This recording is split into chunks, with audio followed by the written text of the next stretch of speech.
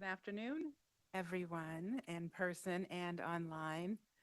We're excited to have you all here for our first presentation in the Summer Brown Bag series. Um, as a reminder, we typically have at the end of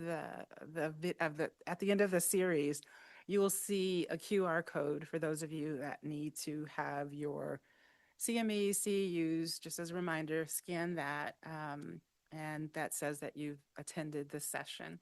A post survey will be sent out afterwards.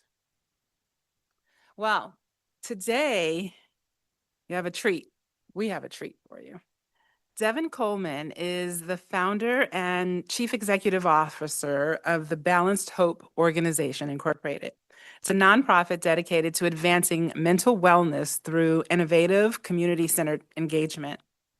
Through strategic partnerships, creative programming, and lived experience, he creates opportunities for youth, adults, and families to build resilience, strengthen connection, and engage in conversations that reduce stigma and inspire hope.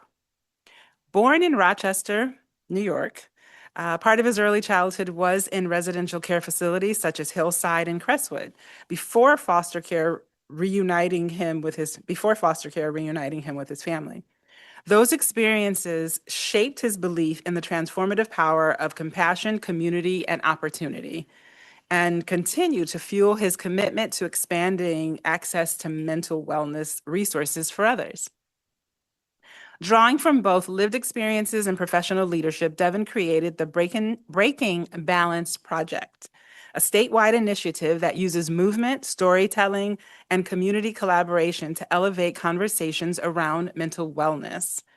The project demonstrates how healthcare systems, educational institutions, businesses, and community organizations can work together to strengthen belonging, resilience, and hope beyond traditional clinical settings. Today, Devin partners with healthcare organizations, universities, school districts, nonprofit corporations, and community leaders to design sustainable initiatives that promote mental wellness and empower communities to thrive. His work reflects a simple but powerful belief. Healing happens not only within healthcare systems, but also through connection, shared experiences, and collective action to just dream and love the journey, because hope is the last thing ever lost. Please join me in welcoming Devin Coleman.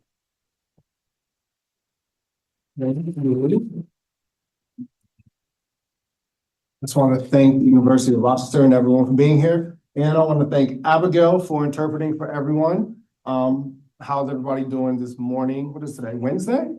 This week has just been a blur. As you know, I said, my name is Devin Coleman. I'm originally from Rochester, New York. I like to tell the story that Rochester is a tale of two cities. I was born at Rochester General. I lived off of Adams Street.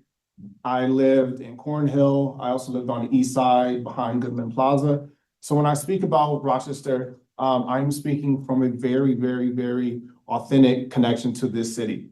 My experiences have spanned over 30 years of being in foster care, being on prescription medication, being inside of therapy, out of therapy. So as I speak today about the Balanced Hope Organization, this is a life lived.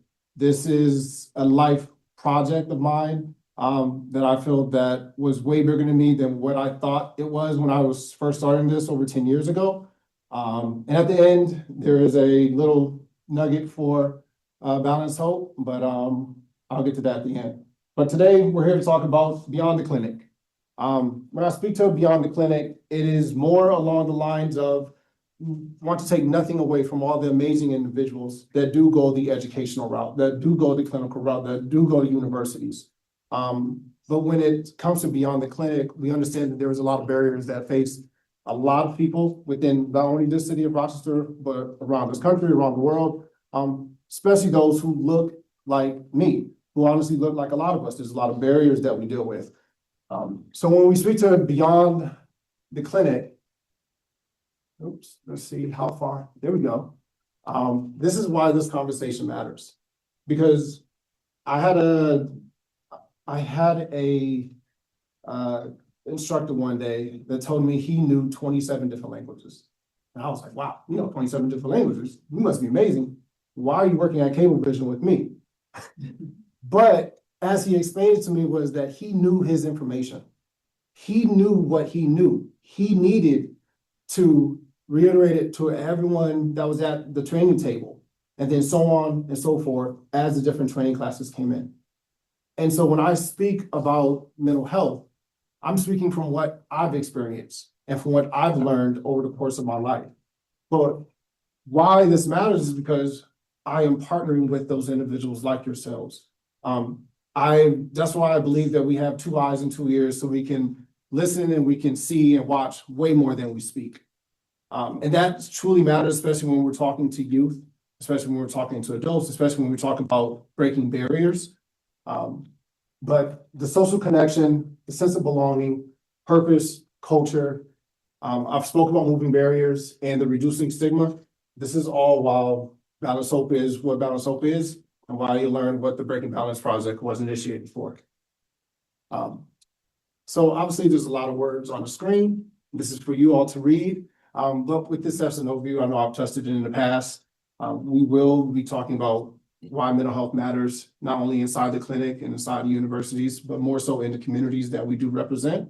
I believe that we should be a part of the change that we wish to see. And so that does extend far past our textbooks, our social medias, our families, and our zip codes.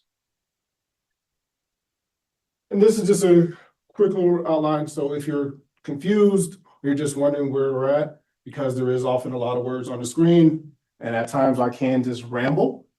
Little breakdown of what it is, but by all means, if there is any questions, please raise your hand.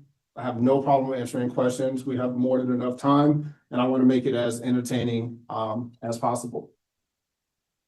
And I know we talked about some of the learning objectives for today, but these 4 key points that kind of stood out to me is obviously describing, why the Breaking Balance Project demonstrates community engagement and protective factors that implement clinical care. We want to identify the different strategies.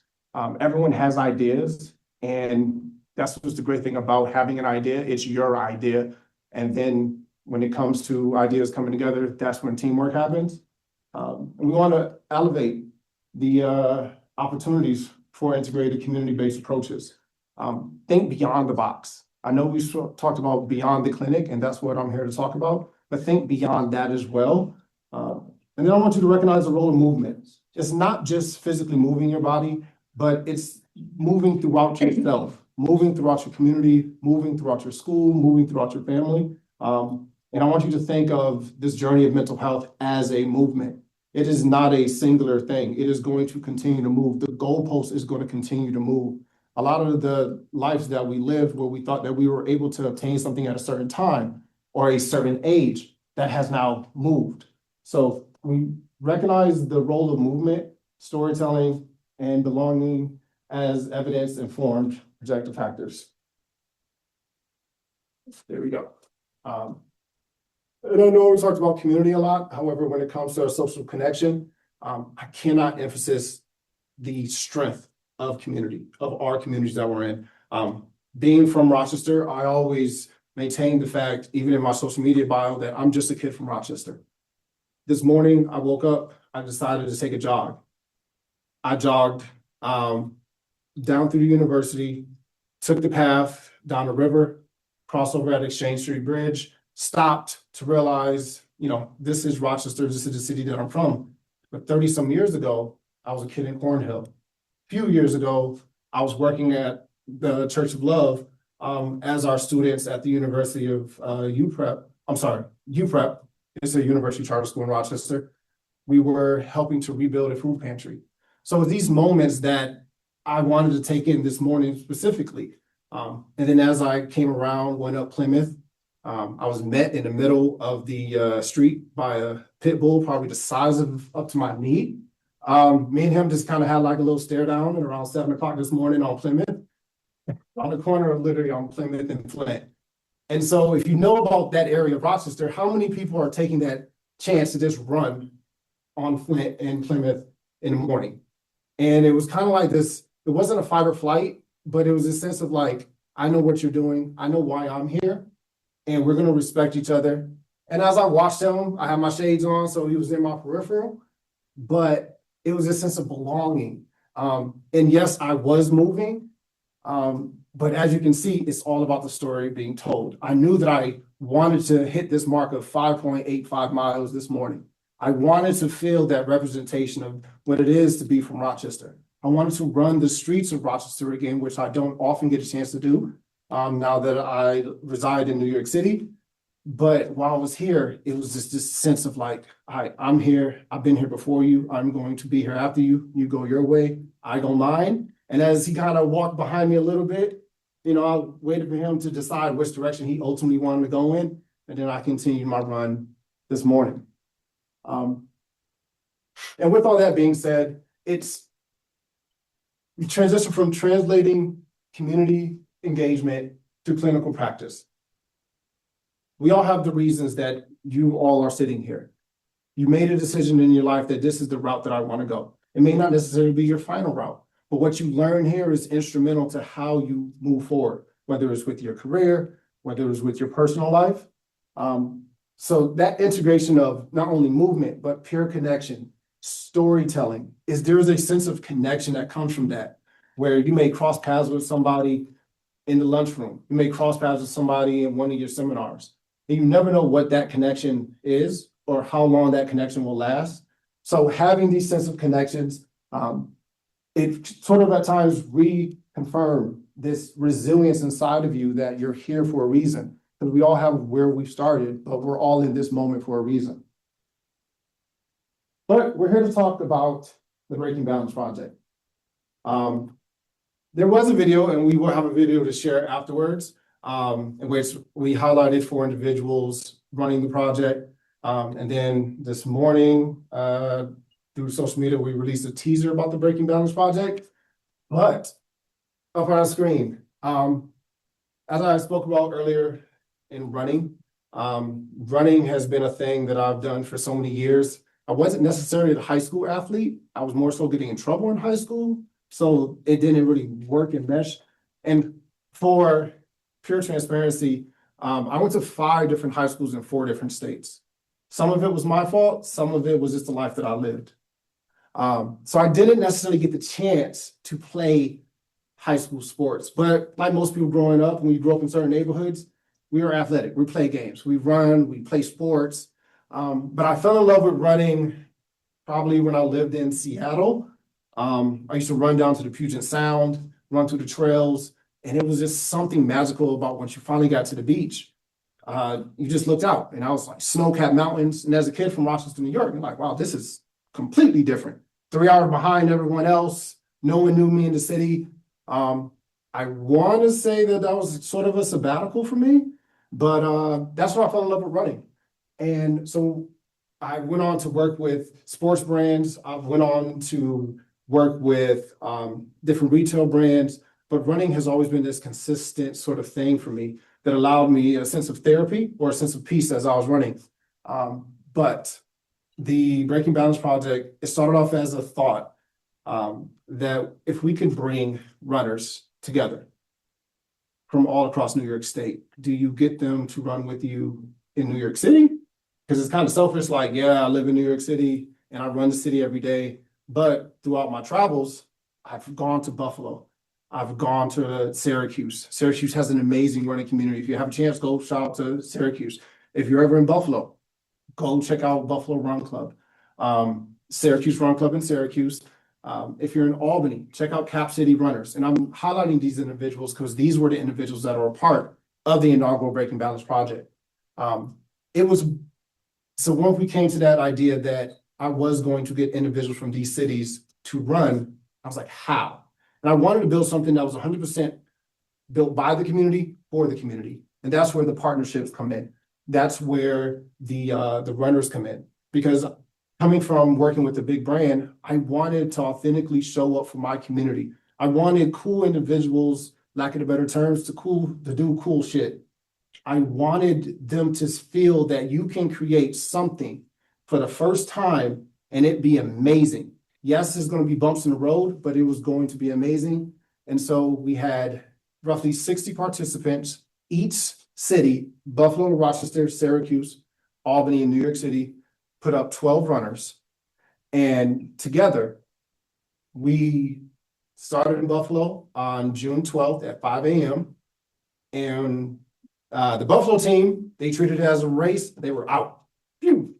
We didn't really see them again after like 30 some minutes because they were just fast. Shout out to Buffalo. But the rest of us, we touched down back in New York City on Monday morning at 5 a.m. We were standing on the Brooklyn Bridge. And it was 3 days. It was broken up over 4 stages. There was a house somewhere along between either Buffalo and Rochester, Rochester and Syracuse and Ontario County so the vans, wait, has anybody ever ran an ultra relay before? Yes, no? Anybody ever ran a marathon? 10K, 5K. 5Ks? There we go. So the segments were broken up over the 12 runners that for stage 1, which was Buffalo to Rochester, and stage 2, which was Rochester to Syracuse, you'll roughly run about a 10K. So you'll run a 10K, jump back in the van, hang out for a minute, and then run again.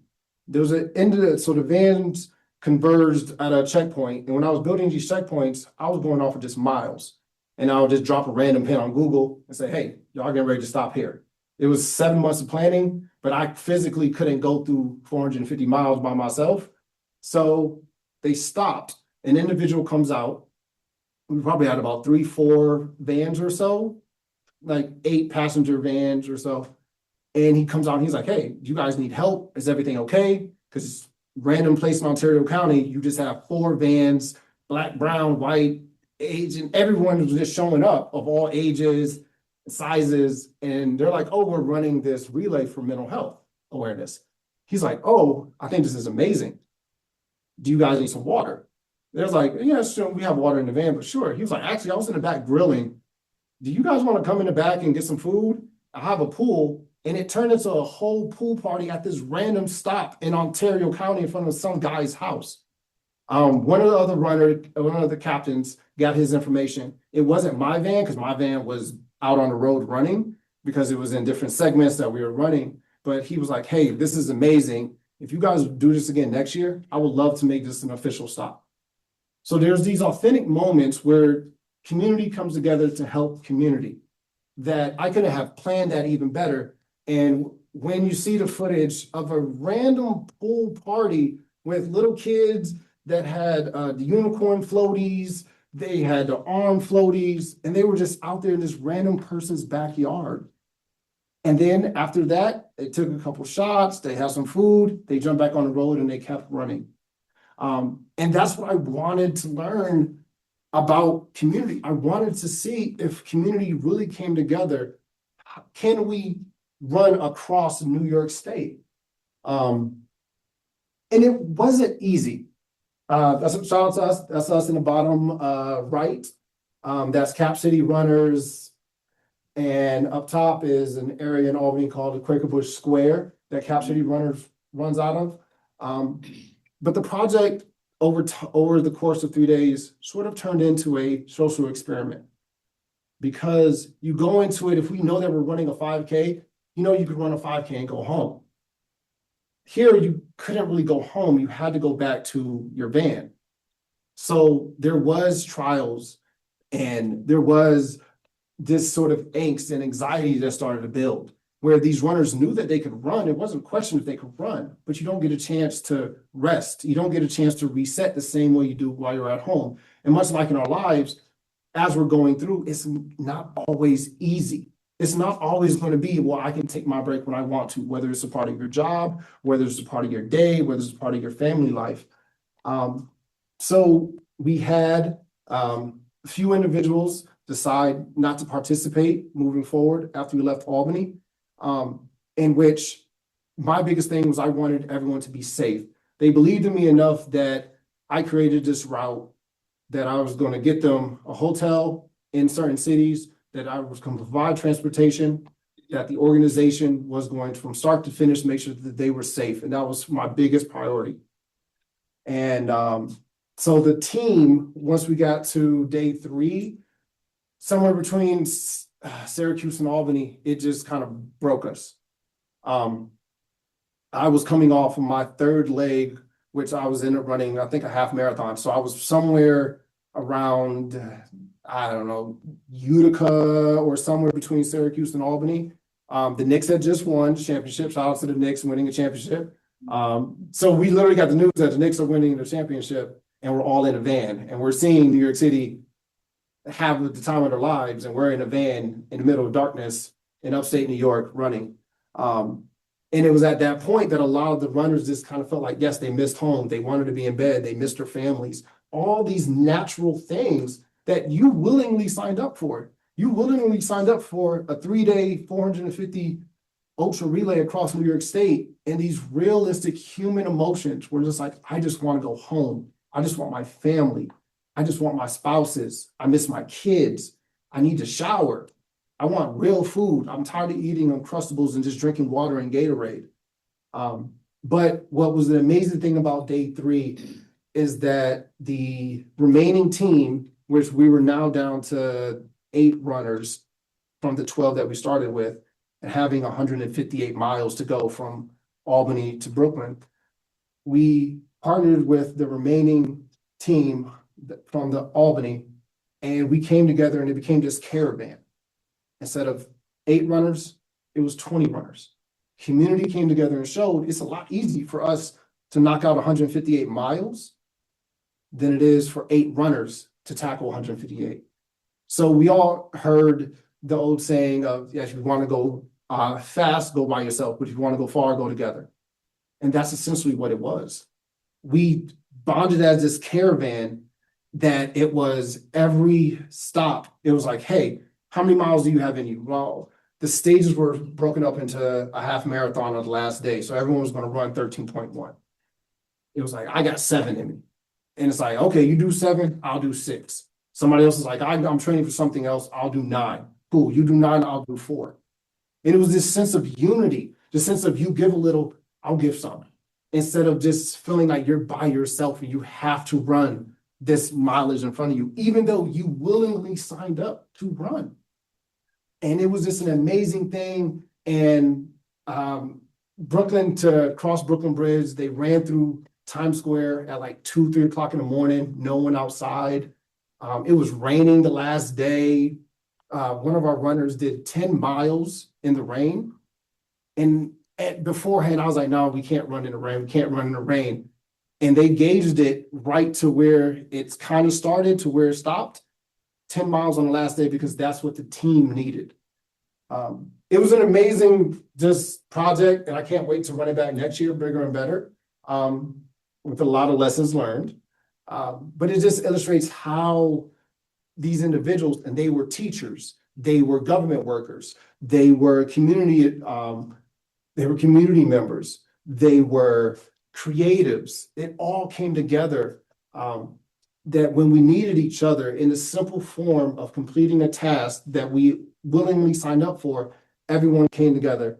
And it was these conversations at 1, 2, 3 o'clock in the morning on a random road in upstate New York where there's no lights and you're running and there's a van behind you and that's all that there was.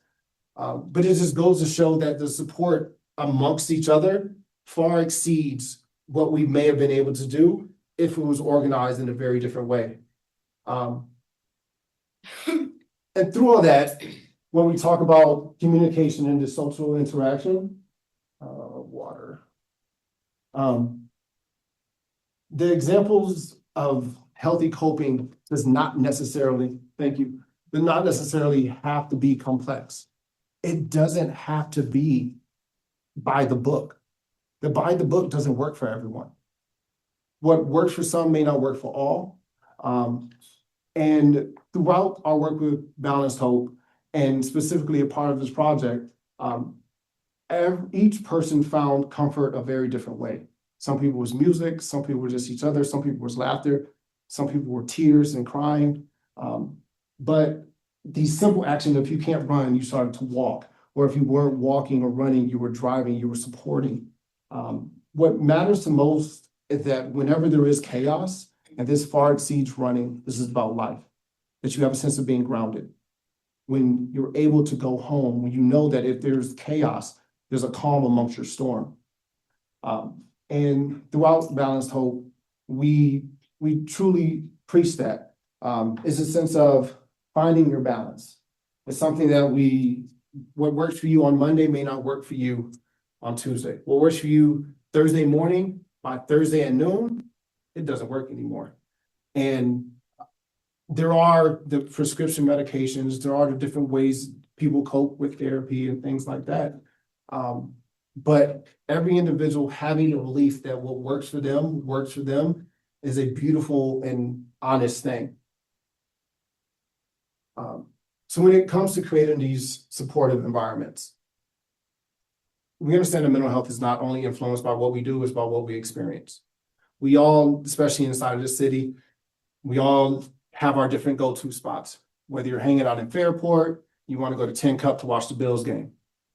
Whether you're hanging out at Cobb's Hill, or when it's lake weather, you want to go and enjoy the lakes. These supportive environments, one of the opportunities that we worked with, a part of our summer program, is that we took inner city youth and we created a outdoor club that was your city, your recreational outdoor club. We wanted to expose them to what was around them. As a youth growing up in the city, I didn't see the east side of Rochester, or let alone East Ave, unless I was living with my parents. So as an adult, when I come back in the city 20 some years later, I get to run down East Avenue and turn and be like, oh, there's George Eastman. To know the history that the George Eastman house is the reason that all this is happening, that there's cameras, that this technology, I sit at home and I watch TV and they talk about Rochester and I feel a sense of pride of being from Rochester. But it's only because within this community, within the things that I've experienced, there's this sense of home, there's this sense of calm that allows me, of just being this kid from Rochester, I'm able to connect with people who listened and cared, my foster family, reconnecting with my biological family. There was, when I took the opportunity to come back to Rochester in 2022, just getting a small apartment that just felt like home. I didn't want everything. I just needed the essentials. I needed a bed, I needed a TV, and I needed a couch. That was it. And I felt more at peace in that moment than I felt in so long, because it was as a kid growing up in the city, who my foster mother will tell the story that when I came to live with her from Crestwood, I had one bag. The bag smelled like urine. And that was all that I had coming to her at age 10. But she gave me a bed. She gave me a room. She created this sense of home. And so as I went out throughout my life, there was always this, I just need this feeling of home. And I can operate in the chaos because my life has been everything up until these points, chaotic. But I've grown to set boundaries about my time and my energy. I can't expect people to do what I know that I can do, but I welcome them if they want to be a part of it. And then I continue to practice my kindness and practice my patience towards everyone else, including myself. When I meet people for the first time, it's not always the best representative that they may have. There's nothing overly entertaining about sitting in a university at noon on a Wednesday while everyone else is outside having fun, but we're here. So you want to give them everything, because then it could be a couple months from now, you see something else happening about Balanced Hope, and you're like, hey, I met the guy from Balanced Hope, but now they're getting ready to do a fun lake day with kayaks and boats and things like that. He talked about it was going to be fun. Let me pull up and see if it actually is fun. So how you treat people for the first time really, really, really matters. And you always just want to pay it forward. But when we are here, what can healthcare do? We can strengthen referrals and partner with other nonprofits. There's a lot of organizations out there. A lot of them do amazing things. Some don't do so amazing things. But, you know, not everyone has a great time while at Disney World. So there are these different organizations to find, to work with, to uplift. If you're in a position, you never know what one referral can do, one volunteer day can do. Integrate movement into things. I've had interviews with individuals. I've had therapy sessions where my therapy session was just us walking and talking. I didn't want to sit in a room. I sit in a room all day. As we're building the organization, I don't want youth to leave school and then come to our facility or after school programming and feel this is school part two. No, we want to find unique, innovative ways to connect with you. We want to create these spaces that we can have these creative, authentic conversations. Some people refer to it as breaking bread, but there is this sense of authenticity that when you take individuals out of a space that they may feel that they have to act and address themselves in a certain way and you remove them, we have these honest conversations. We've had therapy days where we have dinner parties. We've had therapy days that consisted of ice cream socials. It doesn't matter where we're at. If we are going to have this conversation, we're going to have this conversation as authentically as possible. So find within your parameters for integrate movement into your wellness plans. Find whatever is in your parameters of engaging your patients in clinical visits. Be welcoming. Be as welcoming as possible. Be the change within the university. You all have amazing voices. Everyone watching this has a chance to have an amazing voice. If there's something that you feel that needs to be a change or that could be a change, or maybe they just give you a one-off, figure out how to make that next clinical visit something more than what they would have been expecting, especially if they're going into it for the first time. And then lastly, collaborate with schools. A lot of the individuals, especially as a youth from Rochester, we all know what Rochester is dealing with. And when we talk about the tale of Rochester, we all know what life is like in the suburbs, what life is like in the inner city. But there's amazing individuals within these schools. I was one. I drove past Monroe yesterday and I realized, like, oh man, I remember getting kicked out of Monroe in sixth grade and I couldn't go back to city schools. So my mom had to move to the first street inside of Greece so I can go to Greece schools. And I was in special ed. I had to get out of special ed. I remember what it was like being mainstreamed. And I was a kid in the 90s. Life was not easy for us when it comes to special ed. There wasn't this inclusive, everybody matters. It was, hey, you're 7-1-1, you're in this back of this class. I remember in my was it 7th grade, 8th grade year that I come home and I'm feeling amazing. Like I'm mainstream out of school, I'm having the time of my life. And I come home and I see my foster mom, I see my mom, I see my stepdad, but I also see my social worker. I also see the school therapist. And I also see my teacher. I'm like, hey, what's going on? And that's when they were like, Devin, I'm like, what? Hey, I'm a good kid right now. Like I'm not doing anything bad. What's going on? This is November of 1999, in which my mother told me that my uncle that I had lived with that summer had committed suicide. And so there are these variables where life just swings at you and it hits you. But it took all those people that were in my living room to know that at that time, he needed all of this and then some.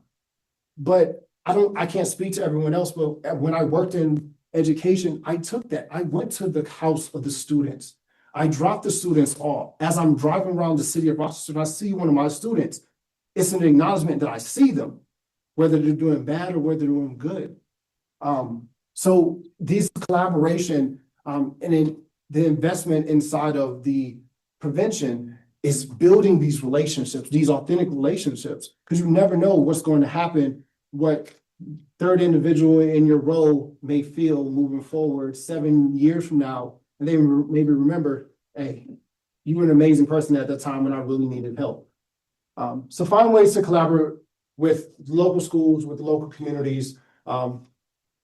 Investing in prevention changes a lot of things so you don't have to be reactive when it comes to the behavior that everyone is dealing with pertaining to their mental health. And looking forward, again, a lot of little words up on the screen, but these 3 star points, clinical excellence in community partnerships, it drives integrated care into change. Be creative, be as creative as you possibly can be. How can psychiatry continue to partner with communities? What does that authentically mean? We're not saying set up a table in a park. There's a lot of tables in parks if somebody wants to do it. Think creatively, think outside the box. Hey, hit me up. I love to come back in Rochester and put on a day and collectively work with individuals. It doesn't matter the age, it just matters that we're spreading the awareness of mental health.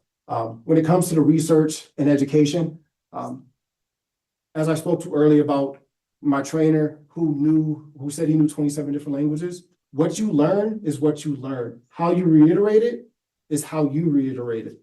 So learn ways to communicate with those that you need to communicate to. Healing doesn't only happen in clinics. It happens wherever people find hope, connection, and belonging. And then last one, prevention and hope, building resilience before crisis begins. Some of us don't get a chance to avoid a crisis. Some of us are born into it. But if you would have told me 30 years ago, as this kid, that my last foster family was over on Winborn off of Scottsville, but further down the road on Scottsville, I was living at Crestwood.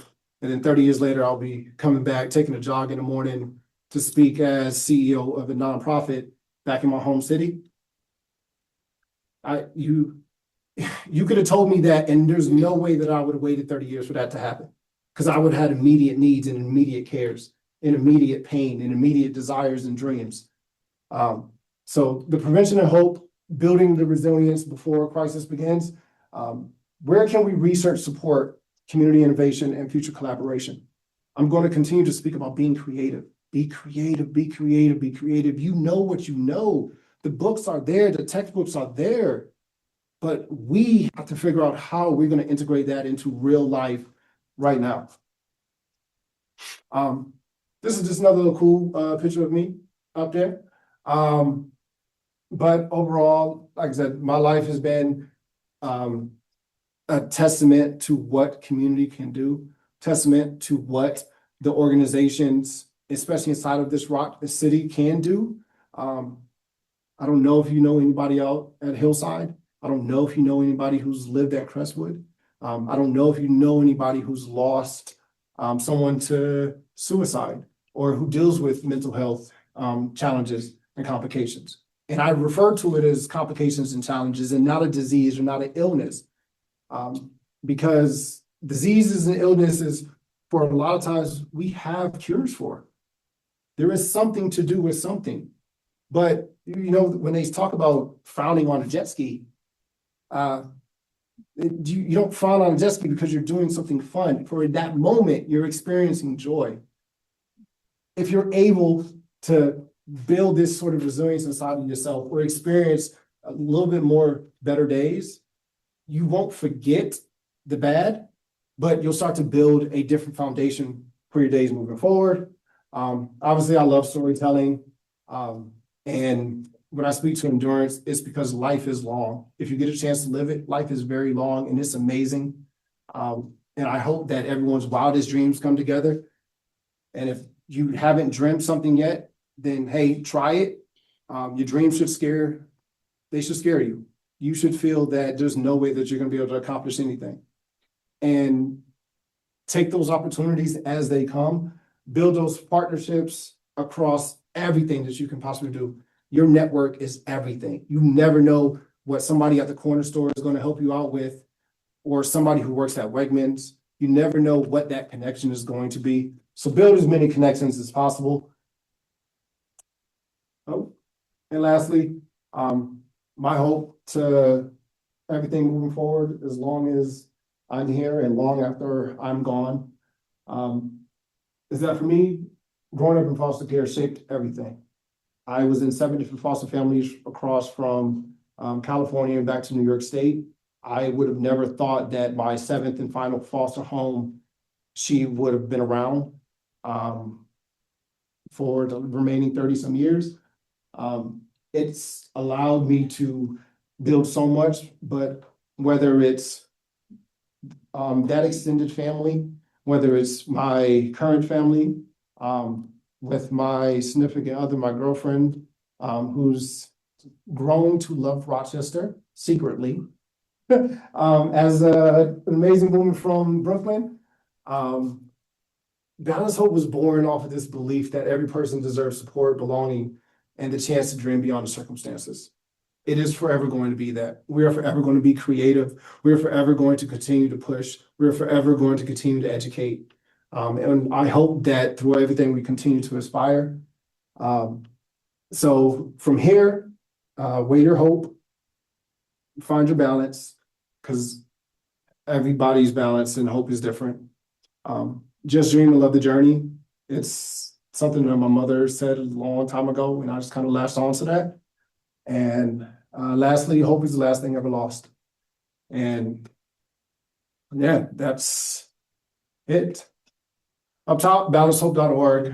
If you want to connect, I'm on social media, or you can contact the Balance Hope organization, and continue to just dream and love the journey. And when I speak about hope, and I know that we have a lot of backstories and a lot of organizations that talk about hope, the quick story behind why the name Balance Hope, or how the name Balance Hope came about, I was sitting front desk. I was working part-time or full-time at a gym in New York City. And I'm just typing away, and I had started volunteering at a local high school. And I really wanted to do something. I was feeling this sort of attachment and this passion and this purpose from working with the youth. Ironically, around the corner from where we live now in Brooklyn. And I'm talking to my mother's biological brother. I'm asking, like, hey, I want to do something, I want to do this, I want to do that. And I was like, I want to do something for mommy. And he was like, well, something will come to you. Not everyone is going to dream the same way. So I'm just like, well, I'll come up with something. And I grew up hearing the term chemically imbalanced. Has anybody heard the term chemically imbalanced? That was like what mental health was before everything now. And so I laughed, so I was like, all right, chemical imbalance, but I don't really like that. I was like, but there's something to balanced hope.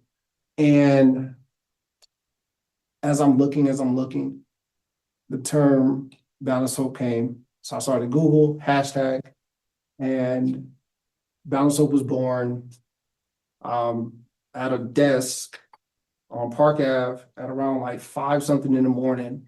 And then it quickly went on to working with CPS in New York City at a random park event where I had a table and I had nothing on the table except for a black tablecloth, a shirt that on the back of it said winter in gold, and I had 5 pamphlets.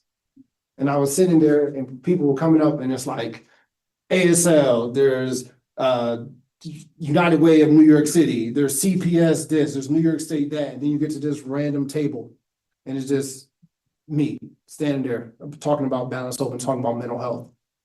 And that was essentially how Balanced Hope was born. So there was no formal training behind this. I never had the goal or dream to be a social worker or a therapist. I just wanted to live life. I was operating off of survival for so long. I just wanted to live life. And through everything that I've lived, and it's taken me to Hollywood, it's taken me around the world, and it's now allowing me to come back home to Rochester and to talk about Balanced Hope. And every time I get a chance to say the word hope, hope was my mother's name. She passed away in 2009 to her complications of mental health. My father passed away in 2019. And later on, I saw signs of dementia and other mental health challenges. So this is very, very, very authentic to me. So amongst Balanced Hope, yes, we do have our social workers, and we do have our therapists, and we do our clinical search, and we do our research. But the core of it will always be creating spaces where we can create conversation, what we believe can be the catalyst to create change. And shout out to Wayna for the interpretation at the end. But yeah, I'm Devin Coleman, and this is the Balanced Hope organization. Thank you.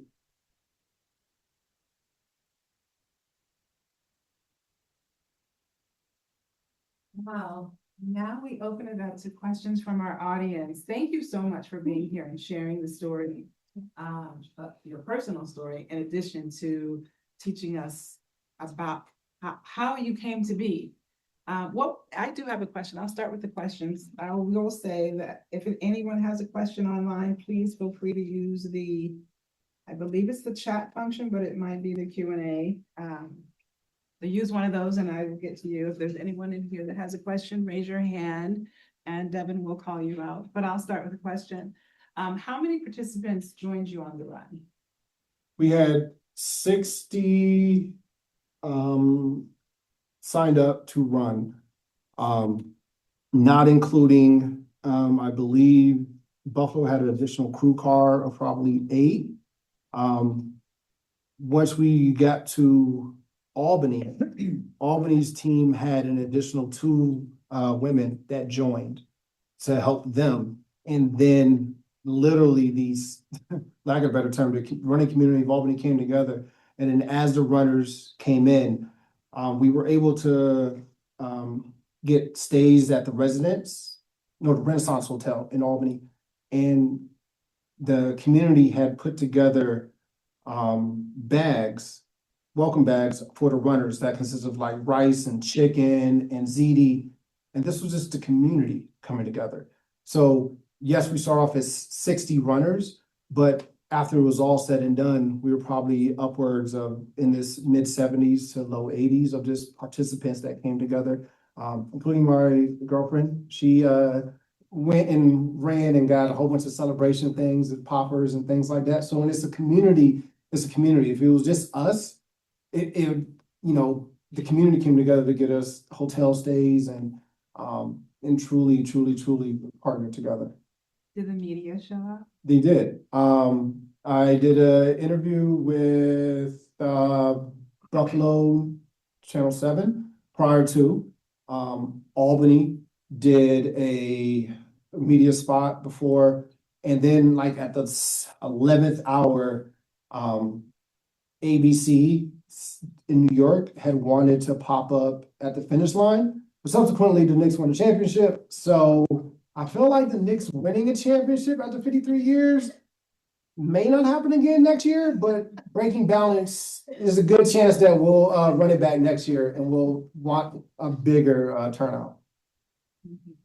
Any questions in the room? What changes are you planning to make this year with the breaking balance?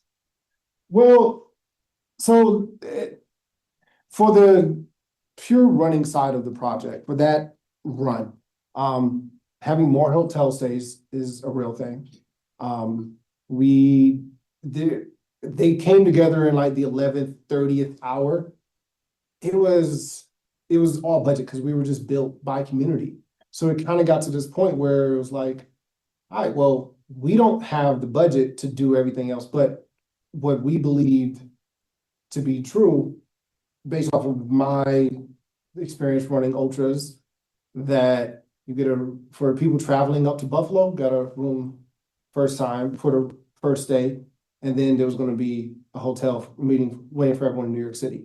What we didn't know that we did need, which we ended up getting, was or some of the teams took it upon themselves to get, was a hotel stay in Syracuse. And like I said, Albany's running community came together and got us hotel stays at the Renaissance.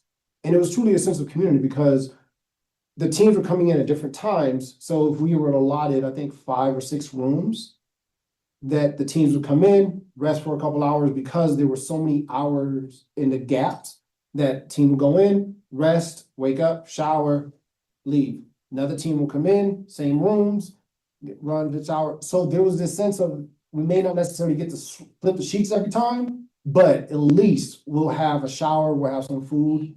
So that's a big one. We want to set up this pool party in Ontario County. So when I get his contact information, it's going to be amazing to have a pool party there.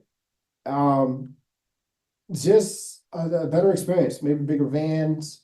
And it's open. We'll probably start the conversation in September and give teams a greater chance to build their teams to come together. But we've seen on day 3 that coming together as this caravan of runners works so much better than having just knowing that it's just you out there having to run 13 miles. So, but it's gonna be fun. So if there are any runners, even if you only run a 5K and you just want a fun trip across New York State, you know, maybe part of the Rochester team, but we all believe that if you're not running, you're cheering. So as we're transitioning through, shout out to the Wellness Lab. They hosted us as we came in. So it was truly like every stop we set up something that our runners can experience the city.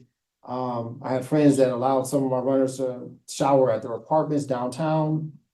It was truly, and then I'm removing myself from it running this year. I'm going to, you know, step out. I want to be in the cities. I want to be on the road with people. So if there's something that needs to get done, I'm there. But being out there running, driving, answering emails as I'm running, it was a lot. So bless you. Removing myself from that and then truly making that the overall experience is greater for all the participants and community involvement as possible. Any other questions? Before I read one? Okay, we've gotten one that has come in. I would just like to commend Devin for his passion for giving back to the community that uplifted him as a child. The value that he has brought to the community is priceless on many levels to keep hope alive as people manage their mental health wellness. I am truly encouraged to do more by learning of his project and hands-on work to make a positive difference in the community. May God continue to bless you. May God continue to bless your connections to make things happen for those in desperate need of the connection. Thank you for all that you do. I can share with you who said that later. No, but question. A comment question. Have you watched the 26.2 documentary? I haven't, but go on. It is about getting incarcerated individuals running a full Oh, marathon. yes, around the. Yes, they Yes. are. And it was amazing. And the outcomes was to reduce sentence. They got to release some, one of the leaders on the running, behavioral issues and mental health and all of that metrics. 10, 15 years ago, when I run half marathon, was just transformative in terms of mental health, making key decisions. In your group, what are key indicators of success, that you're aiming? I totally get in the sense of belonging and that empowerment, but in terms of mental health key indicators. So we pride ourselves on our work with the youth.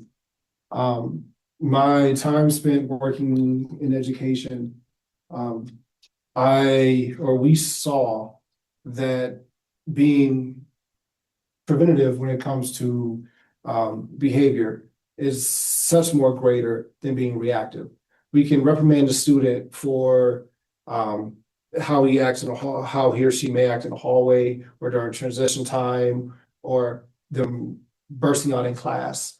But understanding why the student may be acting why they're acting a certain way, what we learned was that our engagement, whether it was the students knowing where our office was inside the school, whether it was a Tuesday or a Thursday, or specifically Tuesdays when they knew that we were leaving campus for volunteering, you were able to kind of set up a system of, you may think that you're getting off campus and that's your highlight of it.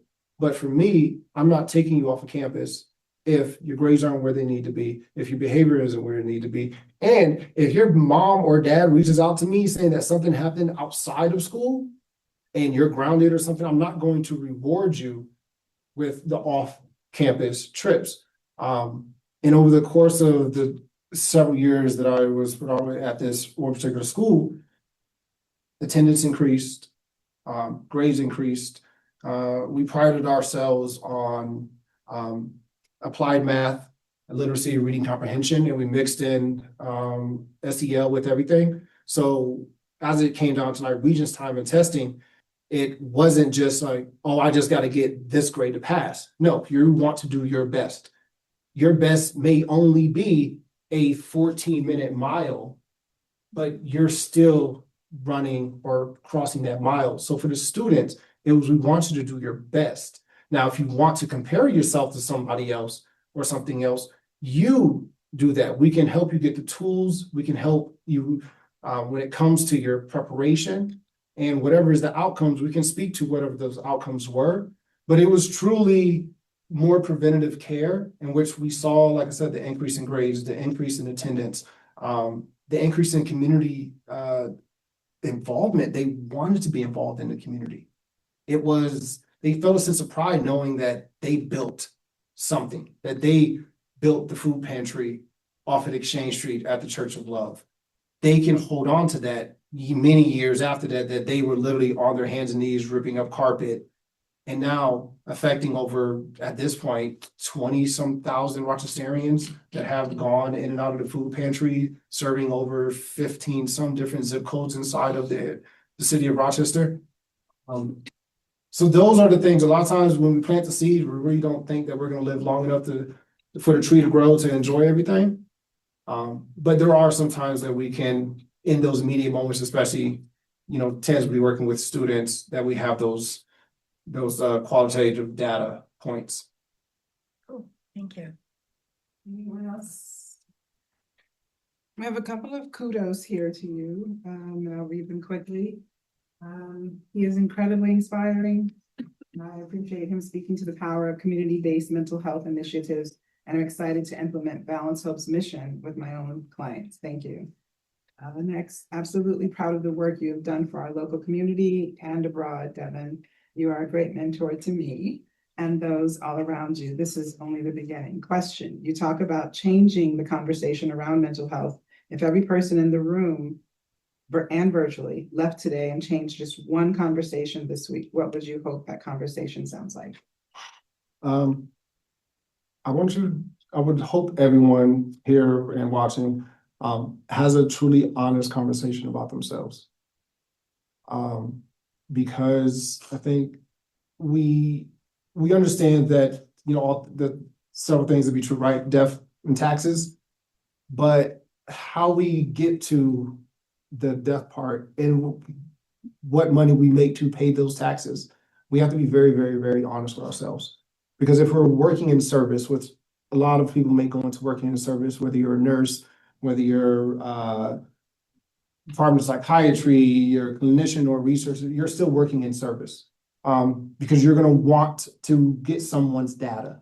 Now, how you go about obtaining that data is very, very, very important because you are not only going to be the representative of said entity that you work for, university, school, whatever, but you're also going to be representing yourself. So if you're frustrated with whatever it is that going on in your life, and you may feel that, hey, you can just disconnect from your personal life to work, it never happens. So in the same sense as when I spoke about working with the youth, school may have been their best part of their day. And then once that ends, they go back to the chaos of whatever was their lives, or the frustration of their lives, or that anxiety that they may be going home to. So as you're coming into work, whether your relationship may not be the best at home, whether your family may not be the best at home, whether you are not in the position that you may want to be as far as a relationship or your career goals, being honest with yourself allows you to show up more authentically with whatever it is. And it's okay that if you get to a point or you hear something, you read something, and you're like, hey, I need to pivot. This ain't working for me no more. Be honest with that, because you never know what's on the other side of the pivot. You never know how quickly you may need to pivot.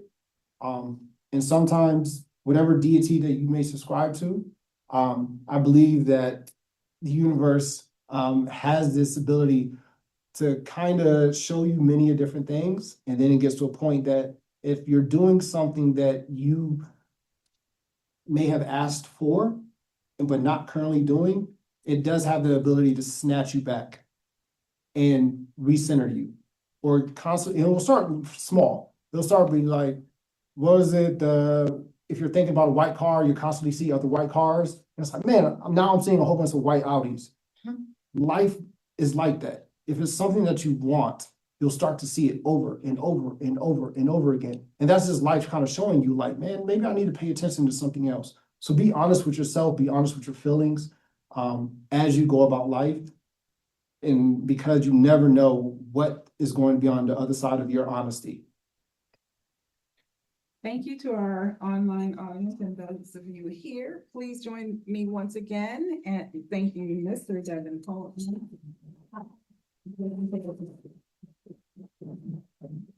And I know that we've gone over a little bit, but if you have any questions, feel free. He's here. Thank you all.